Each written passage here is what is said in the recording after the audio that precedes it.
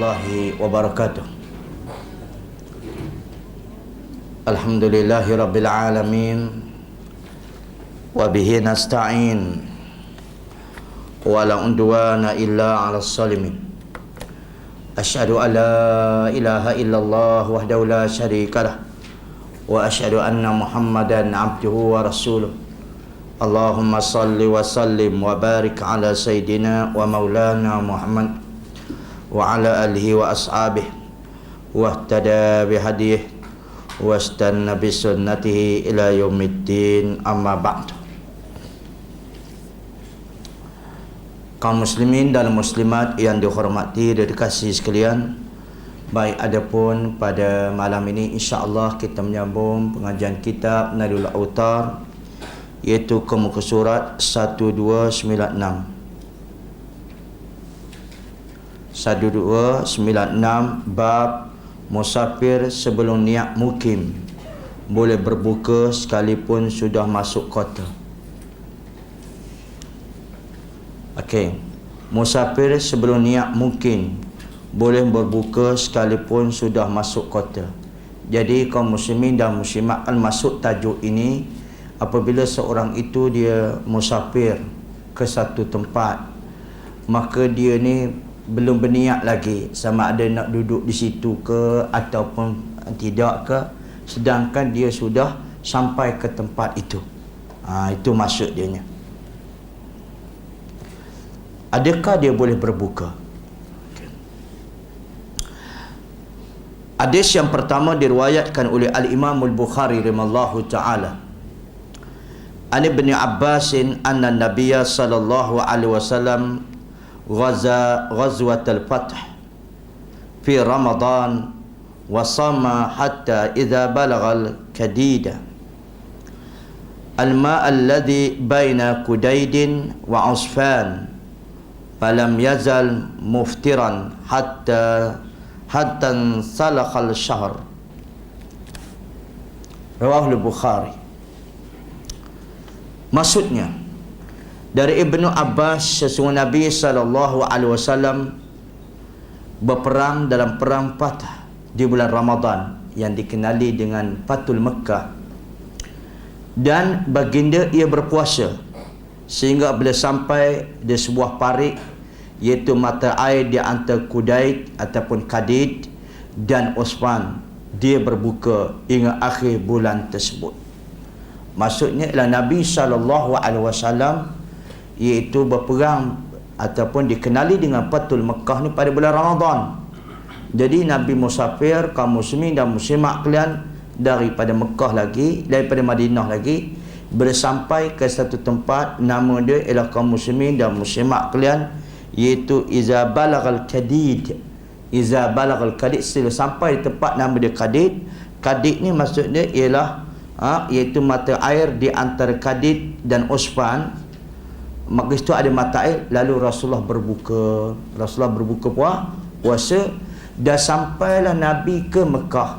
Sampailah Nabi ke Mekah, kaum muslimin dan muslimat kalian. Dan Nabi duduk di Mekah tu ialah kaum muslimin 10 atau 11 hari sampai akhir Ramadan. Nabi tidak berpuasa. Maka atas dasar inilah pengarang kitab Al-Imam Syaukani rahimallahu taala mengambil bab musafir sebelum niat mukim boleh berbuka sekalipun sudah masuk ke kota. Maka Nabi SAW bila masuk ke Mekah tu, dapat tawan Mekah tu, Nabi tak tahu berapa hari nak duduk di situ. Boleh faham tu? Maka bila berapa hari tak tahu duduk situ, maka Nabi tidak berpuasa hinggalah akhir Ramadan. Boleh faham itu? Macam kita pergi flight kan, kita tahu time kita balik. Jadi macam mana tu buat niat mungkin kita tahu bila kita balik, kita mungkin seminggu ke. Jadi layak tak kita lagi tu, kita dah tahu lah. Baik, kalau misalnya kaum muslimin dan muslimat kalian, kapal kita musafir, kita pergi tempat dan kita keadaan situ, kita tahu kita nak duduk berapa hari. Nak duduk berapa hari kaum muslimin, kita mungkin itu, maka bila sampai di situ kita berpuasa lah. Bila sampai di situ kita berpuasa. Dalam perjalanan tak payah berpuasa. Baik. Okey. Cantik tak hadis tu ya. Jadi di sinilah kaum muslimin ada sedikit Terima kasih atas apa yang seorang hamba Allah diberi SMS dekat saya, atas perbincangan pada kuliah yang lepas ya. Atas kuliah lepas, iaitu hadis yang tuan-tuan tengok semula muka surat 1295. 1295, hadis yang ke-200 2183. Yang saya baca dulu ialah an Muhammad bin Ka'ab qala ataitu Anas bin Malik fi Ramadan wa huwa yuridu safaran wa qad ruhilat lahu rahilatuhu wa labisa thiyab as-safar fada'a bi ta'amin fa akala fa qultu lahu sunnatun fa qala sunnatun summa rakiba, rahu Tirmizi. Dan daripada Muhammad bin Ka'ab, ia berkata, aku pernah datang ke tempat Anas bin Malik di bulan Ramadan yang waktu itu sedang bersiap-siap untuk berpenggerian, iaitu musafir. Dan aku sendiri sudah naik ke atas untanya dan ia sudah memakai pakaian pembergian, lalu dia meminta makanan, lalu ia makan. Kemudian aku bertanya kepadanya, apakah ini menurut sunnah? Ia menjawab, ya, mengikuti sunnah. Kemudian ia naik kenderaan. Maka hadis pada kuliah lepas saya katakan hadis itu dhaifun. Dhaifun. Ya, hadis itu dhaif ikut pandangan Al-Imam Syaukani. Al-Imam Syaukani rahimahullahu taala mengatakan hadis itu dhaifun, iaitu sanadnya dhaif. Kalau sanad daripada Muhammad bin Ka'ab, kalau sanad itu daripada Muhammad bin Ka'ab, sanad hadis itu adalah dhaifun. Sebab kata Al-Imam Syaukani, di sana ada seorang bernama Abdullah bin Ja'far. Abdullah bin Ja'far ni dia dhaifun. Tetapi Asy-Syaikh Mubarak Furi mengatakan hadis itu, hadis yang kita bacakan tadi, ialah sahihun. Hadis itu sahih kerana dibilang dalam riwayat yang lain. Dia dibilang dari riwayat lain. Kerana kalau baca riwayat Muhammad bin Ka'ab, hadis itu sanad tu dhaif pun. Tetapi kata Asy-Syaikh Mubarak Furi, hadis itu sahih kerana ada riwayat yang lain yang Muhammad bin kaum muslimin dan muslim Muhammad bin Ja'far, dia tu adalah sahih. Maka kata Asy-Syaikh Mubarak Furi, hadis itu adalah sahihun. Dan Asy-Syaikh Nasruddin Albani rahimallahu taala juga mentasihkan hadis ni.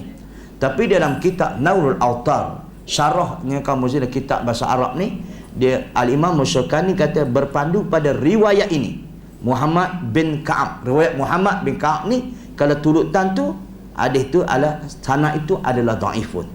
Tapi hadis ni menjadi sahih kerana ada riwayat yang lain daripada Muhammad bin Ja'far, dia adalah sahih. Itu Albani mensahihkannya. Tapi kalau saya katakan tadi, kamu mesti simakkan Muhammad bin Ka'ab ni riwayat itu adalah dhaif. Itu sebab Syaukani mengatakan dhaifun. Tetapi kaum muslimin dan muslimat sekalian, dalam pembahasan pada kuliah yang lepas ya, saya terima kasih betul pada orang SMS kata saya, ada pendapat-pendapat.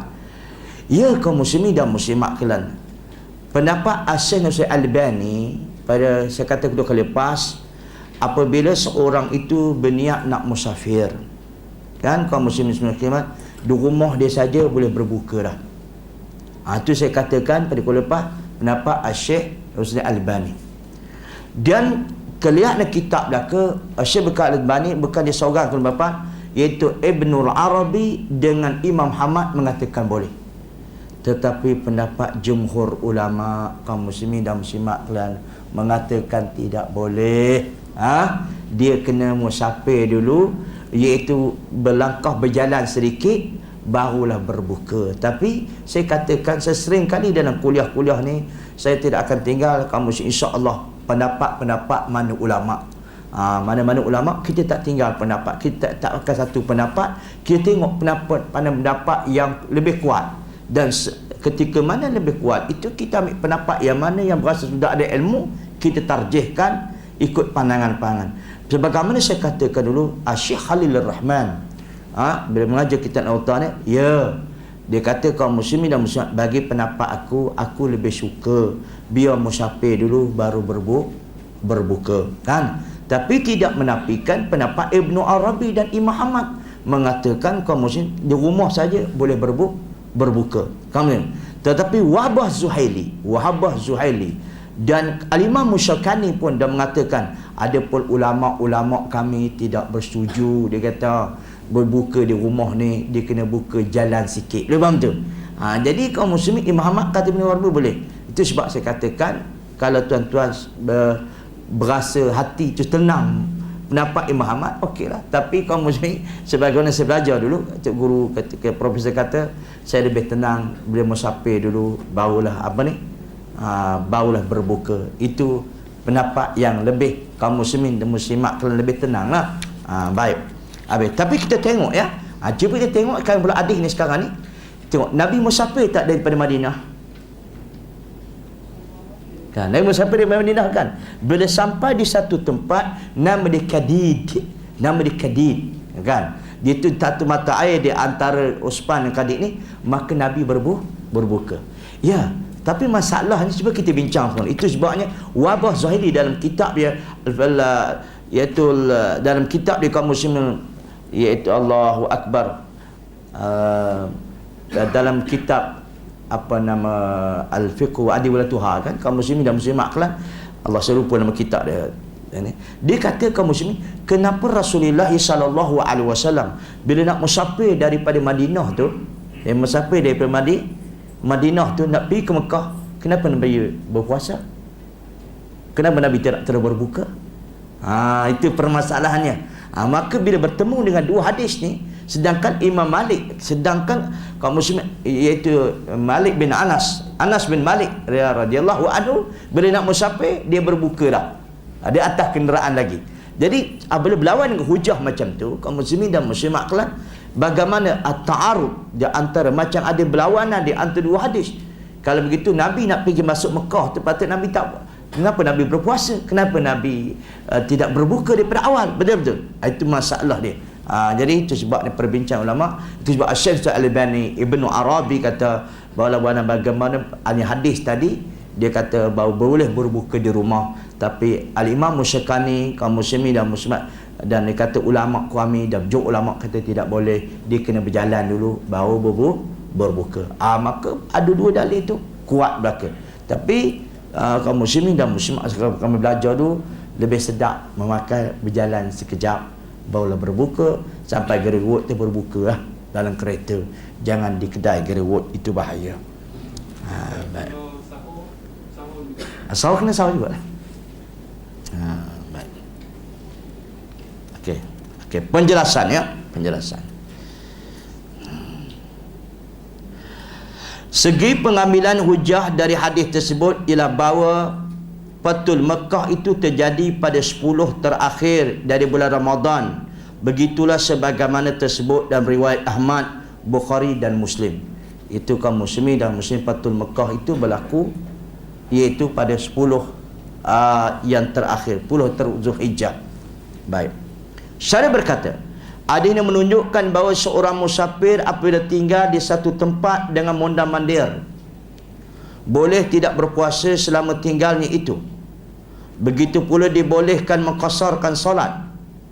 Dan sudah kami sebutkan dalam qasrul solat bahawa orang yang sudah mengakhiri masa safarnya itu di satu tempat dan sudah memungkin di tempat itu, maka dia harus mengerjakan solat dengan tamam, kerana musyakkahnya berpengerian itu sudah tiada lagi, dan ia baru boleh mengqasarkan sejauh perjalanan yang Rasulullah SAW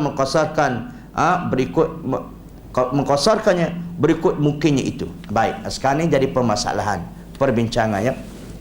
Ada pun hujah yang kedua bahawa kenapa Rasulullah SAW bila sampai di Mekah, kaum muslim muslimat kan 10 atau 11 hari sampainya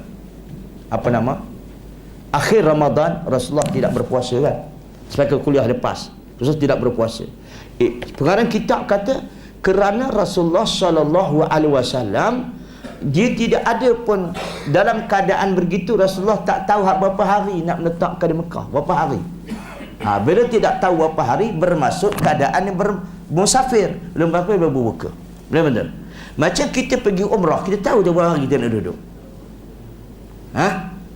Kita tahu, bermaksud itu kita bermukim. Benar-benar. Itu sebab kena berpuasa. Yang Nabi SAW bukan sekadar perang. Bukan elak sekadar perang saja. Sebab Rasulullah mundar-mandir, masuk mundar-mandir tidak tahu berapa hari nak duduk di Mekah. Kita kata Mekah itu. Itu sebab dalam keadaan musafir. Maka itu sebab Al-Imam Syaukani rahimahullahu ta'ala, apabila kita musafir ke tempat itu, kita tak tahu berapa hari kita nak duduk, bolehlah musafir selama mana sekalipun, kaum muslimin dan muslimat, dan bolehlah tidak berpuasa dalam keadaan kita tak tahu berapa hari nak duduk. Ini yang dikemukakan oleh Al-Imam Syaukani rahimahullahu ta'ala. Dan inilah satu jawapan yang ada di kalangan ustaz-ustaz kita, kaum muslimin dan muslimat kalian, kalau dia pergi umrah di bulan Ramadan 10 terakhir dia tak puasa. Sebab dia kata dia ambil Fathul Mekah Nabi tidak berpuasa. Al-Imam Syaukani jawab, yang Nabi tak puasa itu kerana dalam keadaan musafir, tak tahu berapa hari nak duduk situ. Boleh faham itu? Itu dia. Okey ya. Okey. Dan Imam Syaukani juga mengatakan bahawa sesungguhnya apabila dalam niat mukim musyaqqah tidak ada, maka tidak bolehlah qasar. Kaum muslim dijawab oleh orang yang lain dalam bab ini ialah, kaum muslim walaupun seorang itu dia musafir, tak ada musyaqqah, boleh dia berbuka puasa dan boleh dia sembahyang qasar, tidak ada musyaqqah pun tidak ada masalah. Tidak. Baik. Sebab ada pendapat mengatakan zaman Rasulullah dulu ialah ada musyaqqah. Musyaqqah ni kepayahan. Zaman kita ni tak ada kepayahan. Maka perlu apanya kita qasar? Perlu apanya kita berpuasa? Betul-betul. Syaratnya kaum muslimin dan muslimat kalian bukan masalah musyaqqah. Kerana kita masih tidak menetapkan kita berapa hari duduk situ, boleh berbuka puasa dan bolehlah bersembahyang qasar. Boleh faham itu? Itu dia.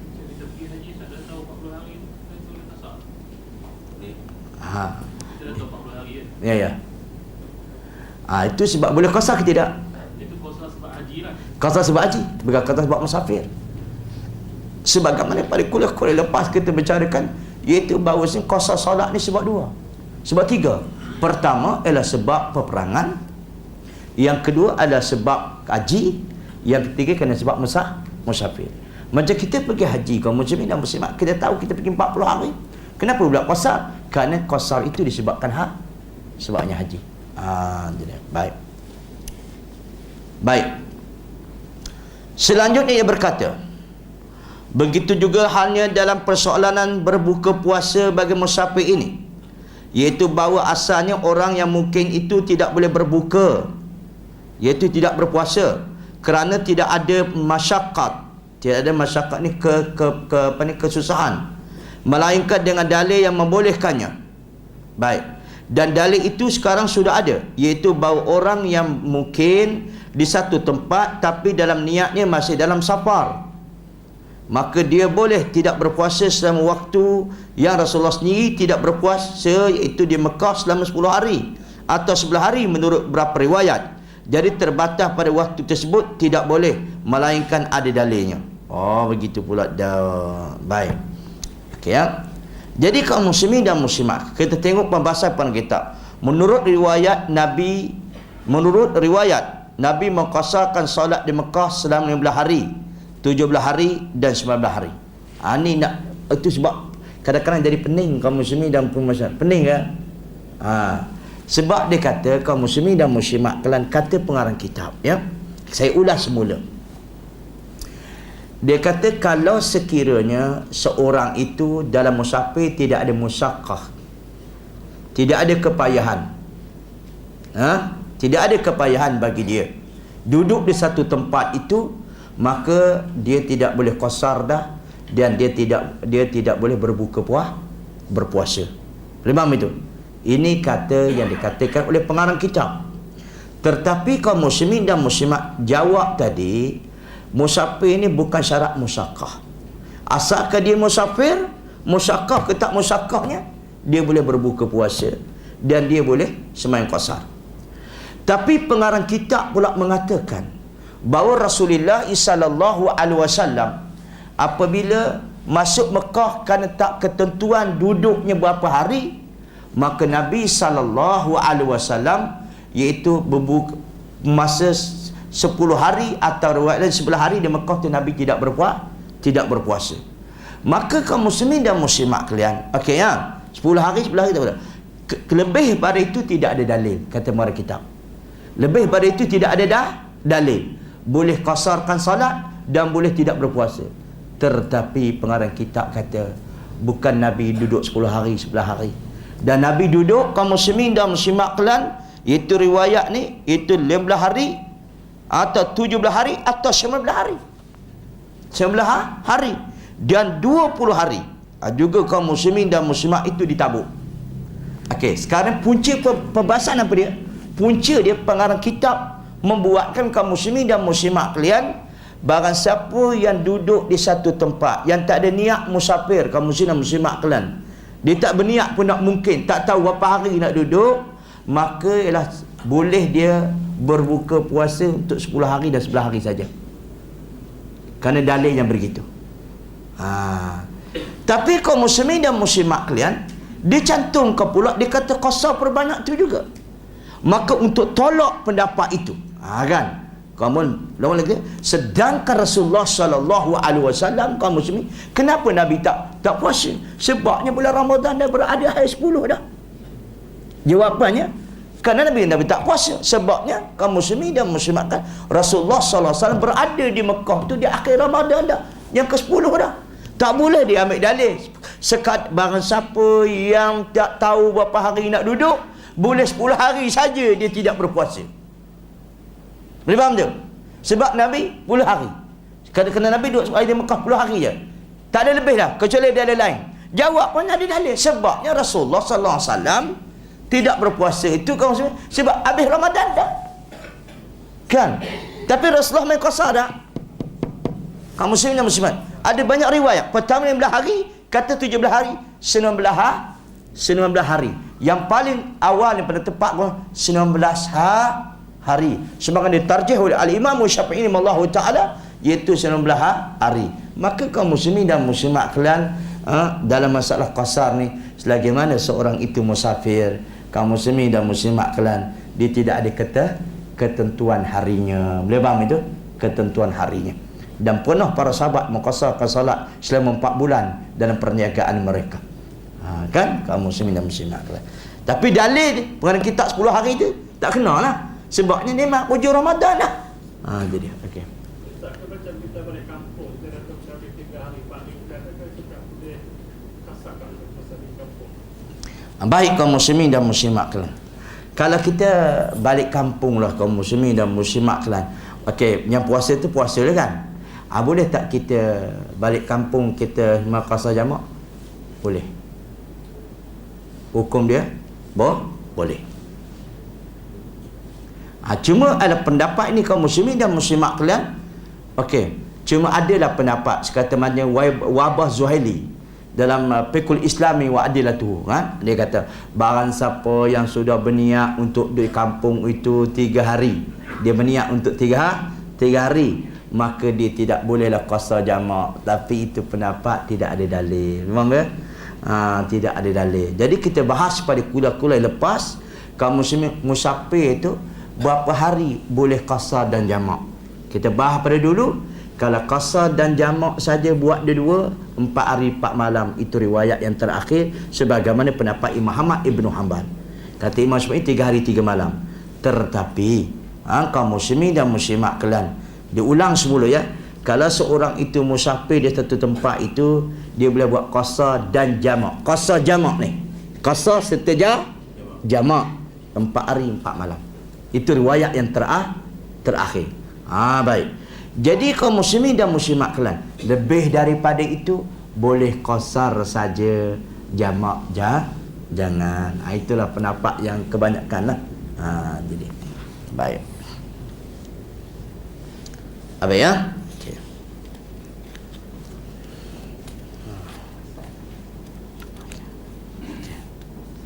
Habis. Ada soalan dalam bab ini? Ustaz, yang tadi di musafir di balik kampung, dia tahu berapa hari duduk kampung. Bukan tak tahu. Ya. Kenapa dia layak boleh Sebabnya kaum muslimin, dalil yang mengatakan barang siapa yang tahu dia nak musafir gitu, duduk kampung itu berapa hari, itu tak ada dalil. Itu cuma pendapat sahaja. Faham itu? Itu pendapat sahaja.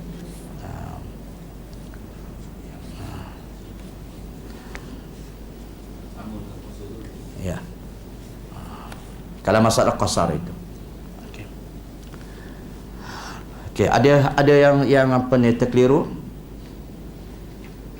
Okey. Fikiran untuk kasar untuk semayang dan puasa lain lah. Lain. Kalau kias sama lah. Ya. Kalau untuk puasa tak boleh lah. Tuan tak boleh ha? Kita boleh lah.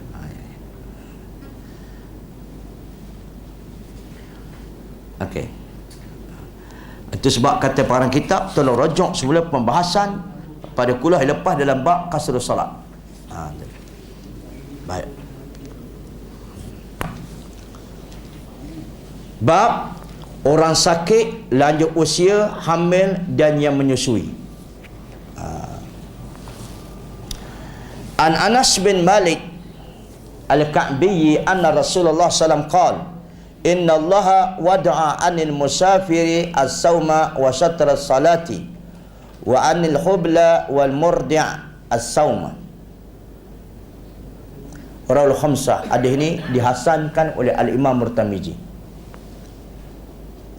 Dari Anas bin Malik Al-Ka'bi, sesungguhnya Rasulullah SAW bersabda, sesungguhnya Allah Ta'ala mengangkat kewajipan puasa dan separuh salat, iaitu qasar lah ni, dari orang yang dalam pemergian, iaitu musafir, dan mengangkat kewajipan puasa dari perempuan hamil dan yang menyusui. Maksudnya ialah kalau perempuan itu hamil, kaum muslim dan muslimat kalian, dia takut jadi apa-apa, boleh berbuka. Dan kalau perempuan itu menyusui, takut tak ada susu, boleh dia berbuka. Itu maksudnya. Baik. Cuma ambil poin dulu. Adakah dia kena bayar qada ke fidyah ke, itu kemudian. Nanti dulu. Sekarang cuma cerita dalam masalah kaum muslimin dan muslimat kalian, orang yang layak berpuasa, orang yang layak berbuka.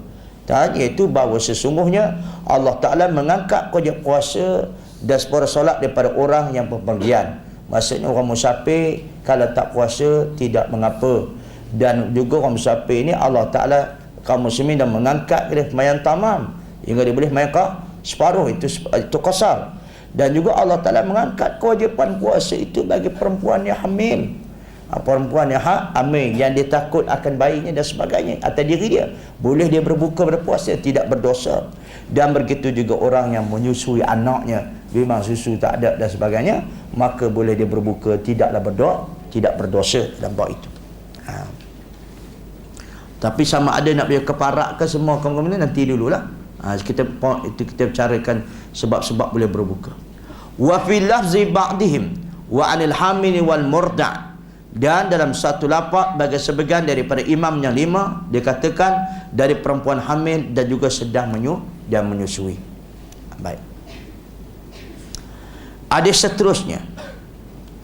An Salamah bin Aqwa qala lamma nazala hadhihi al-ayah wa 'alal ladzina yutiqunahu fidyatun ta'amu miskin kana man arada an yuftira wa yaftadiya hatta unzilatil ayatul lati ba'daha panasahatha rahul jamaah ilal Ahmad.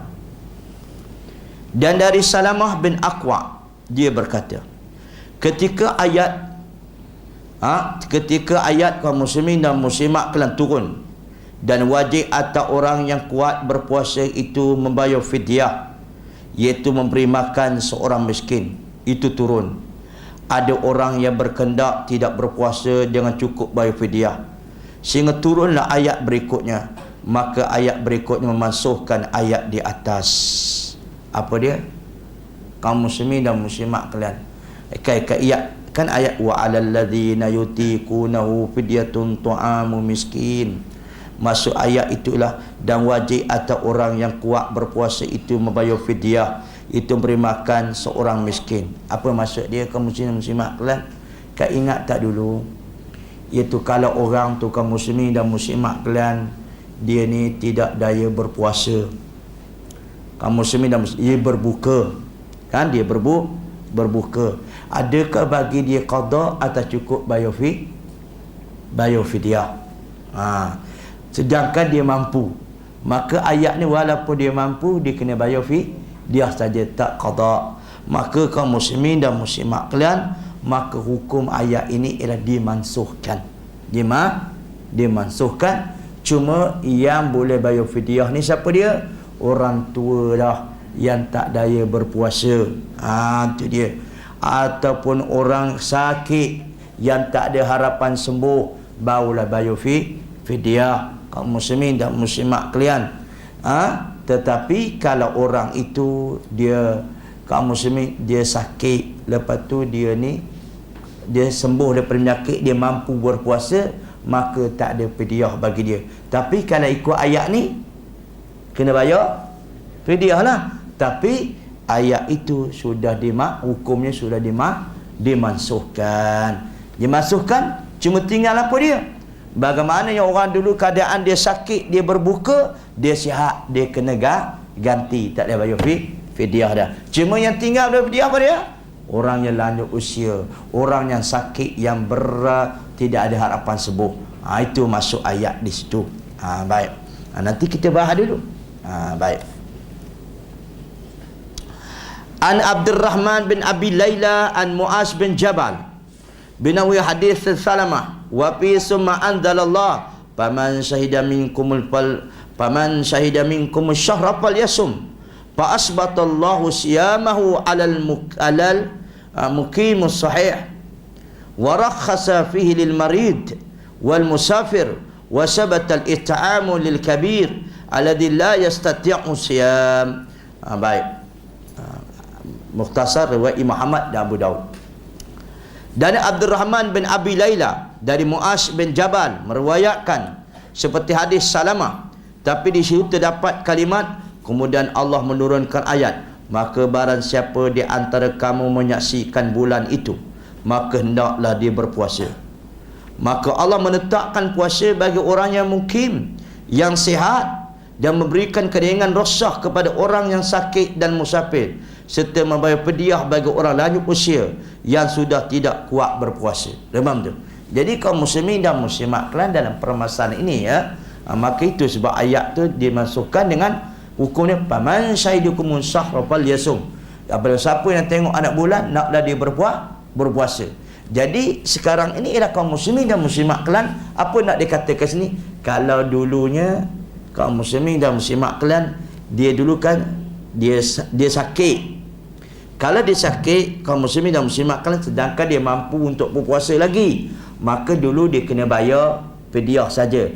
Tapi saya katakan ayat tadi dah mansuh, kata ulama, hukum dia mansuh kerana timbul ayat faman syahida minkum musyahra falyasum. Barang siapa tengok anak bulan, sedangkan dia sihat, dia tetap berpuasa.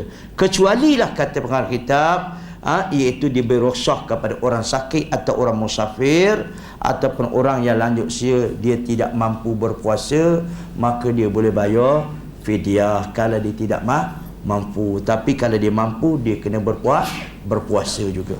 Baik, itu masuk ayat. Baik. Apa dia? Kalau misalnya dia sakit musafir, tiba-tiba dia tak larat dah ganti dah, dia kena bayar fidyah. Tapi kalau misalnya dia musafir saja, lepas tu kaum muslimin dan muslimat kalian, dia musafir, dia berbuka. Bila dia berbuka, kaum muslimin dan muslimat kalian, dia tak mampulah, dia jatuh sakit, tak mampu dah nak berpuasa, maka bayar fidyah. Itu maksud dia.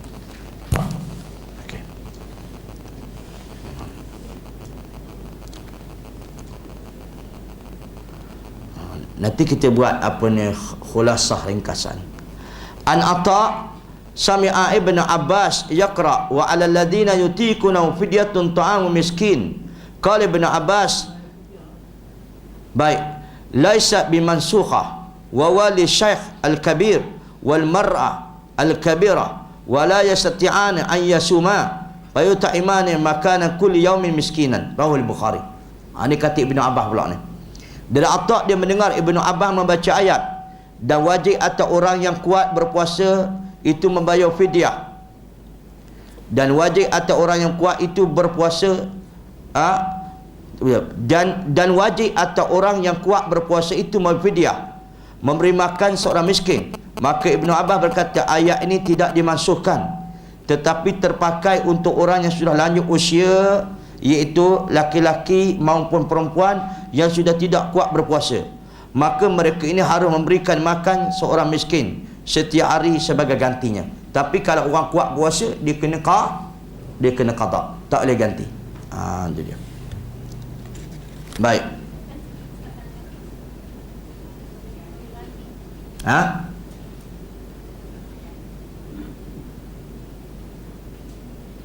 Apa saya kata tak boleh ganti?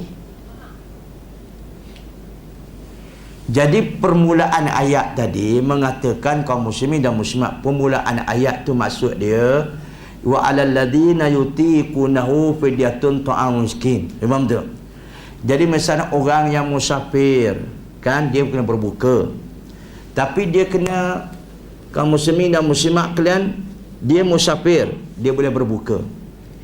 Kalau dia mampu untuk berpuasa, adakah kena puasa atau berfidyah? Kan? Jadi ayat ni kata, ayat tadi mengatakan bahawa sungguhnya tidak, dia kena bayar fidyah, saya tak ada ganti. Boleh faham tu? Kan? Dan begitu juga orang yang sakit, kaum muslimin dan muslimat kalian, dia berbuka, tiba-tiba dia jadi sihat, maka dia mampu nak puasa. Dalam ikut ayat ni tak payahlah berqada, kenalah berfidyah saja. Jadi ulama-ulama kata kaum muslimin dan muslimat kalian dalam ayat, hukum ayat tu sudah mansuh. Sudah mansuh. Dalam hadis ni yang tinggalnya ialah yang kena tinggalnya kalau orang sakit yang tidak mampu untuk berpuasa kerana sakit dia dah berlarutan, tak ada pas sembuh, waktu barulah kena bayar fidyah. Dan kalau orang tua yang lanjut usianya tak mampu berpuasa, maka barulah bayar fidyah. Lalu dalam hadis ni pula kata Ibnu Abbas tak mansuh, dia kata tak mansuh.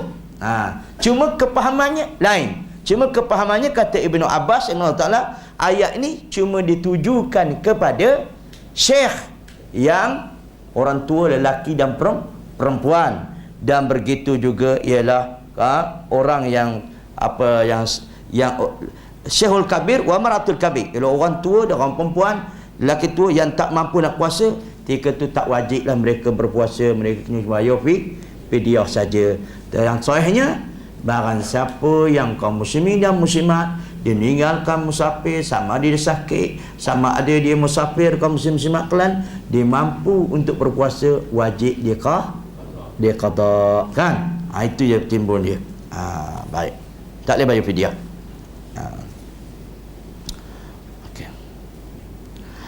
An Akrimah an Ibn Abbas qala usbita lil hubla wal murda'. Rawah Abu Daud. Dan di Akrimah sungguhnya Ibn Abbas berkata bahawa ayat tersebut tetapkan untuk perempuan hamil dan juga sedang menyusui. Kata Ibn Abbas pula, kaum muslimin dan muslimat kalian, bahawa sesungguhnya kalaulah orang perempuan tu hamil, dia hamil, kaum muslimin dan muslimat kalian, tiba-tiba dia takut dekat anak dia berbuka. Kata Ibnu Abbas, tak payah qada, bayar fidyah saja. Dan begitu juga orang yang menyusukan anak, kaum muslimin dan muslimat kalian, dia takut tak ada susunya, maka dia berbuka. Maka kata Ibnu Abbas, dia tak bayar qada, dia cuma bayar fidyah saja. Ini pendapat Ibnu Abbas, dan pendapat juga ditarjihkan oleh Syekh Husain Albani. Syekh Husain Albani. Ini mungkin kita tak berlawanan, betul tak betul? Jadi saya ambil cerita kamu semua. Kata Ibnu Abbas ya, dari Akrimah sungguhnya Ibnu Abbas berkata bahawa ayat tersebut ditetapkan untuk perempuan hamil dan sedang menyusui. Jadi orang perempuan yang hamil, kaum muslimin dan muslimat kalian, kalau takut dalam perut dia, maka dia berbuka kan. Bila berbuka, maka tak ada qada bagi dia, dia kena bayar fidyah saja. Ataupun orang yang menyusukan anak dia, kaum muslimin dan muslimat kalian, dia menyusukan anak dia, lalu dia takut tak ada susu, dia berbuka, maka bagi dia, kaum muslimin dan muslimat kalian, tak payah qada, cuma dia bayar fidyah saja. Pendapat siapa? Pendapat Ibnu Abbas. Memang itu. Itu dia. Tapi pendapat orang lain nanti dulu, tak habis baca lagi. satu-satu. Penjelasan. Syarih berkata, hadis ini menunjukkan bahawa musafir tidak wajib berpuasa. Ia boleh qasar salat, dan perempuan hamil dan yang sedang menyusu boleh tidak berpuasa. Yang berpendapat demikian ialah ulama ahlul bait dan ahli fiqh. Tapi dengan syarat, apabila perempuan yang menyusui itu mengkhawatirkan anak yang dititikinya. Allah, bahaya bahasa teh. Apa salah yang disusuinya? Baik. Sedang perempuan hamil mengkhawatirkan atas anak yang dikandungnya. Jadi kalau misalnya tak ada susu anak, takut tak ada susu, kamu sebenarnya dia berbuka dengan syarat tu dia. Itu dia. Kamu. Ataupun orang perempuan dia takut dalam perut dia berbuka. Tapi kalau dia tak ada takut apa-apa, tak boleh. Bukan sebab tak ada susu, tapi tak ada khasiat. Bagi kalau tak ada susu, dia ada khasiat. Ya. Dia kalau ada susu pun kadang-kadang tak ada siap pun dia. Mana? Yang pentingnya ialah kaum muslimin dan muslimat kan asiat tu benda lain. Yang penting minum kenyang. Maksudnya kenyang. Macam kita makan roti canai. Asiat apa? Betul. Tapi kenyang. Yang dia masuk ke sini adalah kenyang, bukan hasiat. Kaum muslimin dan muslimat. Itu dia. Baik. Okey ya. Jadi kata pengarang kitab kata yang boleh perempuan ini dia boleh berbuka, iaitu kalau dia mengandung dia takut ke anak dia dalam perut, kalau dia menyusu ke anak takut tak ada susu, maka dia boleh berbuka. Baik. Perkataan Atta mendengar Ibnu Abbas membaca ayat wa 'alal ladzina yutiqunahu. Ini menurut satu riwayat bahawa dia membaca dengan kalimat wa 'alal ladzina yatiqunahu. Dua makna ya. Yutiku boleh baca, yatuqunahu boleh baca juga, dua. Baik. Anda cuma nak campur lah. Kalau orang baca qiraat kamu wa 'alal ladzina yutiqunahu, boleh juga. Kalau orang baca wa 'alal ladzina yatiqunahu, boleh juga kan? Apa dia? Ya yatiqunahu. Baik. Okey, yang maksudnya mereka dipaksa untuk berpuasa tapi tidak kuat. Saya berkata ini munasabah dengan akhir perkataan Ibnu Abbas. Misalnya kalau misalnya itu kaum muslimin dan muslimat kalian, iaitu perkataan Ibnu Abbas itu baru sesuai. Kalau mereka takut kaum muslimin dan kalau berpuasa mendatangkan satu benda yang tiada kuat bagi mereka, boleh. Baik, dalam Muqanna, ini nama kitab dikatakan barang siapa yang tidak kuat berpuasa lantaran lanjut usia atau sakit yang tidak ada harapan sembuh, maka dia boleh tidak berpuasa tapi harus bayar fidyah untuk setiap hari memberi makan seorang miskin. Adapun perempuan hamil dan yang sedang menyusui, kalau mereka itu tidak berpuasa lantaran khawatir atas dirinya sendiri, maka mereka harus mengqada, dan jika mereka itu mengkhawatirkan anak janinnya, maka harus mengqada dan bayar fidyah. Baik. Tapi dalam surah Baqarah tak disebut. Jadi gini ya. Ini pendapat kebanyakan pendapat Imam Syafi'i lah. Kalau misalnya kaum muslimin, kalau seorang itu perempuan yang mengandung saja, perempuan hamil ya, perempuan yang hamil, iaitu dia takut ke diri dia, bukan takut ke anak dia, maka dia kena qada. Ini pendapat yang masyhur. Tapi kalau dia berbuka takut ke anak dia, dia wajib bayar qada, dia kena bayar fidyah. Siapa pendapat macam tu? Al-Imam Syafi'i rahimahullahu ta'ala. Akan saya ulang semula. Kalau sekiranya seorang itu ialah kaum muslimin dan dia mengandung, yang hamil ni, dia takut ke diri dia berbuka, maka bagi dia kena qada sahaja. Tapi dia mengandung, dia takutkan anak dalam perut tu dia berbuka, maka kena qada dan bayar fidyah. Lebih itu. Okey, itu ada pembahagian. Okey. Yang berpendapat kaum muslimin, orang yang hamil ataupun orang yang menyusukan anak, kaum muslimin dan muslimat kalian, dia kena bayar fidyah, dia kena qada dan fidyah. Ini adalah pendapat Sufyan As-Sauri, pendapat Imam Malik, pendapat Imam Syafi'i dan pendapat Imam Ahmad. Faham tu? Dia kata kaum muslimin dan muslimat kalian wajib qada, wajib fidyah. Siapa? Sufyan Al-Sauri, kaum muslimin dan muslimat kan pendapat Imam Malik, Imam Syafi'i dan Imam Ahmad. Tetapi pendapat kaum muslimin dan muslimat kalian Ibnu Abbas dan begitu juga pendapat Ibnu Rahawayh, cuma ulama lagi, dia kata ialah cukup dengan fidyah saja. Yang mana perempuan-perempuan yang hamil kaum muslimin dan orang yang menyusukan anak dia berbuka, cukup dengan fidyah saja.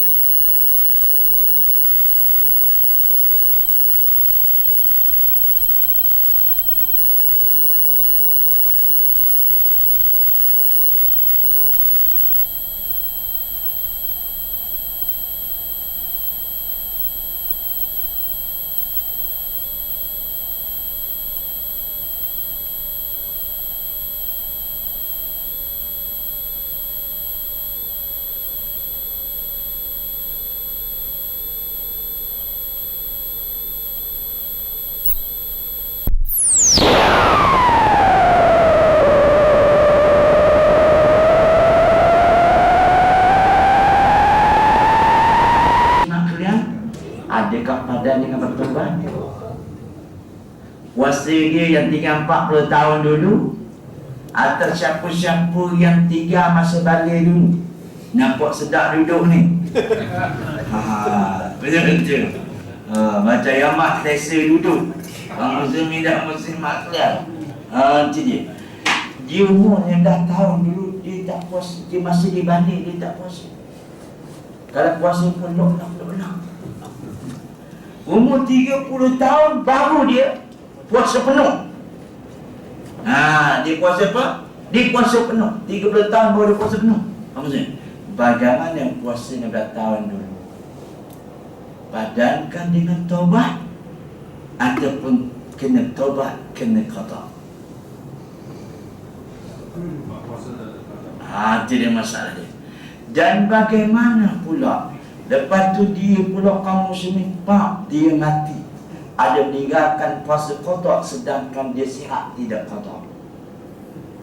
Dia mati, adakah kena ahli warisnya qada atau cukup jangan bayar fidyah? Okey, minggu depan.